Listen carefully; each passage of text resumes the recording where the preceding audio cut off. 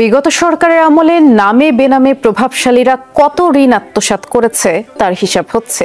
একই সাথে পাচার হওয়া অর্থ ফিরিয়ে আনতে বিদেশি বিভিন্ন সংস্থার সাথে যোগাযোগ শুরু হয়েছে বলে জানিয়েছেন প্রধান উপদেষ্টার প্রেস উইং। এদিকে অর্থনৈতিক বিপর্যয় থেকে ঘুরে দাঁড়াতে কানাডাকে বিনিয়োগের আহ্বান জানিয়েছেন প্রধান উপদেষ্টা ডক্টর মোহাম্মদ ইউনূস। তার দেশ পুনর্গঠনের প্রচেষ্টায় সব রকম সহায়তার আশ্বাস দিয়েছেন ফরাসি রাষ্ট্রদূত। ছাত্র জনতার তীব্র আন্দোলনের মুখে পদত্যাগী শেখ হাসিনা সরকারের শাসনামলে কতিপয় অসাধু ব্যবসায়ী ও প্রভাবশালী ব্যক্তিরা নামে বেনামে কত টাকা ঋণ আত্মসাৎ করেছে তার হিসেব করছে সরকার।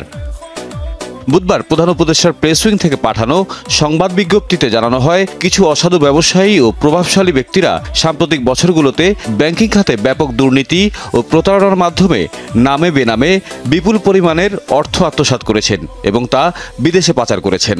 এই আত্মসাৎকৃত অর্থের পরিমাণ লক্ষাধিক কোটি টাকার উপরে মর্মে ধারণা করা যায় বলে বিজ্ঞপ্তিতে উল্লেখ করা হয়। প্রভাবশালী ব্যক্তিদের নাম উল্লেখ না করে বিজ্ঞপ্তিতে বলা হয়, এই অর্থ পুনরুদ্ধারে কাজ শুরু হয়েছে, যোগাযোগ করা হচ্ছে বিদেশি বিভিন্ন সংস্থার সাথে।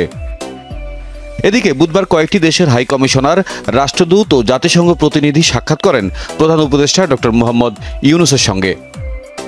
কানাডার রাষ্ট্রদূত লিলি নিকোলাসের সাথে সাক্ষাতের সময় প্রধান উপদেষ্টা বাংলাদেশের অর্থনৈতিক পুনর্গঠনে বিনিয়োগের আহ্বান জানান।